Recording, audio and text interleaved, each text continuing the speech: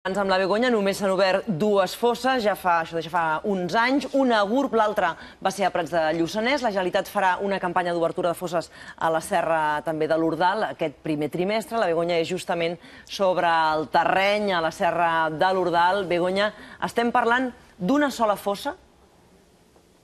Bon dia, Helena. Doncs, de fet, la Generalitat té previst obrir fins a 4 fosses de víctimes de la Guerra Civil amb aquestes muntanyes que veieu. Això és la Serra de Ries, dins de l'Ordal, a l'Alt Penedès, com deies. Aquí, això es farà ben aviat, perquè aquí al maig la Generalitat va haver de fer una actuació d'emergència perquè es van trobar unes restes en superfície que van acabar sent de 4 soldats morts a la Guerra Civil, 4 republicans, i per tant es van haver d'obrir aquestes dues fosses d'emergència, com aquell qui diu, i ara hi ha aquesta prospecció molt més estudiada i feta més a pas. Però aquí ja fa molts anys que l'Institut d'Estudis Penedesencs està treballant per localitzar totes les fosses que hi ha a l'Ordal i està amb nosaltres en aquest moment el president d'aquest institut. Bon dia, Ramon. Hola, bon dia. Escolta, vosaltres comenceu aquest projecte arran d'un altre projecte que es diu Tots els noms, pel qual voleu localitzar totes les víctimes de la Guerra Civil al Penedès i tots els penedesencs que van morir arran de la Guerra Civil. Sí, el nostre objectiu fonamental, i per això li vam posar tots els noms, era esbrinar els que van morir del Penedès al front, els que van morir de la repressió i els de fora del Penedès que van morir al Penedès. Escolta, fins ara quantes fosses comunes s'han localitzat aquí a l'Ordal? A Subirats, a Olesa de Bonesvalls i a Avinyonet? Nosaltres tenim localitzades i documentades 12 fosses en aquests moments, que en conjunt poden tenir una 50ena de soldats republicans a dins. D'aquestes 12 fosses, ara en parlàvem, se n'obriran 4. Això és en una zona de molt difícil accés. De fet, els soldats en aquella època no tenien els camins que hem pogut recórrer aquest matí amb molta dificultat, però sí que hem pogut anar a aquella zona i allà ens explicaves on estan exactament aquestes fosses que es van trobar al maig i les que s'obriran ara. En aquesta zona és on hi ha les dues fosses que ja s'han exhumat.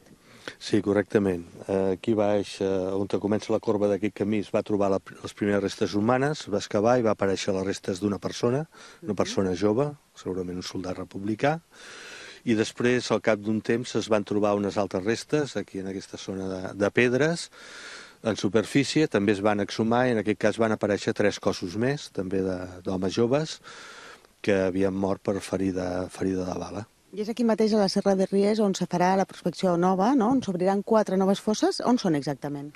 Bé, aquestes fosses contemplem poder-les localitzar a banda i banda d'aquest camí, que són els soldats republicans van ser sorpresos per les tropes franquistes quan anaven a intentar defensar l'Ordal. Escolta, Ramon, qui eren aquests soldats que van morir en combat aquí a l'Ordal?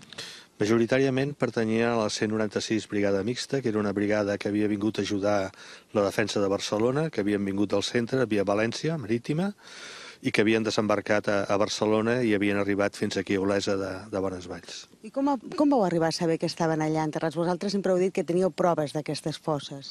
Sí, nosaltres d'aquestes 12 fosses tenim proves fonamentalment a través de testimonis orals.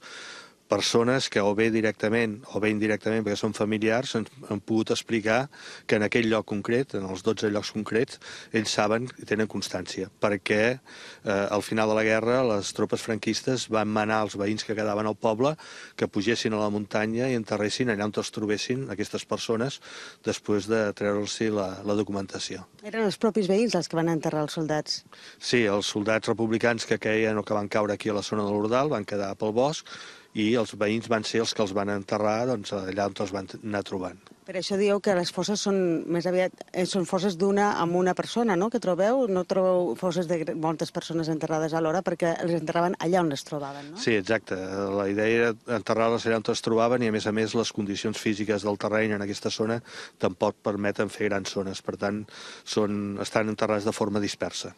Ho hem vist abans, quan hem pogut accedir, el terreny no afavoria tampoc l'enterrament perquè són pedres, pedra molt dura, per tant, potser és això el que us ha facilitat trobar restes en superfície. Sí, segurament aquest fet i el fet de que s'hagin intervingut en els camins i vials que hi ha en aquesta zona ha ajudat a que apareguessin en superfície i que demostressin, per tant, que la nostra proposta era encertada. Ara, un cop s'obrin aquestes fosses, què es farà amb les restes? Perquè, com tu deies, eren soldats que havien vingut des de Madrid, en alguns casos. No serà fàcil identificar els cossos, no?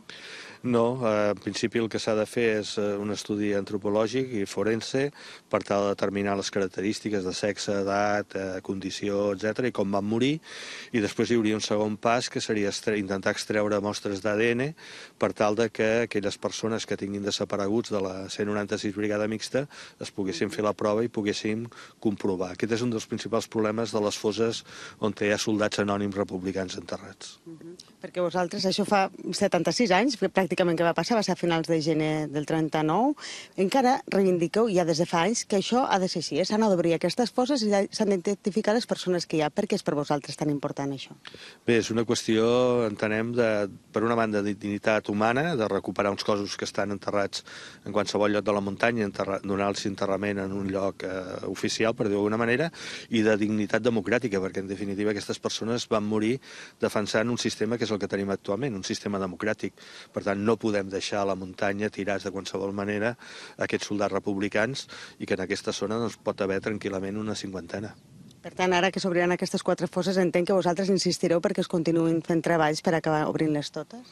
Bé, si aquestes 4 fosses s'obren, com efectivament es farà, i es troben cossos, serà una demostració de que el nostre estudi és un estudi correcte i, per tant, sol·licitarem que es continuï obrint fosses i recuperant i homenatjant aquests soldats republicans. Tu participaràs d'aquest projecte que ara comença la Generalitat perquè s'ha fet també en col·laboració amb experts i amb d'altres àmbits, no només de l'administració, no? Sí, tant des de l'Institut d'Estudis Penedesencs com del Centre d'Estudis de Subirats, que som els que hem documentat totes aquestes fosses i que hem fet les primeres intervencions, doncs nosaltres el que farem serà col·laborar i ajudar en els equips. Doncs moltes gràcies, Ramon Arnabat, per les teves explicacions, president de l'Institut d'Estudis Penedesencs. Només afegir que aquí, a l'Alt Penedès i al Baix Penedès, són les dues comarques, a banda de les Terres de l'Ebre, on es va lliurar la batalla de l'Ebre, on hi ha documentades més fosses comunes, fins a una trentena.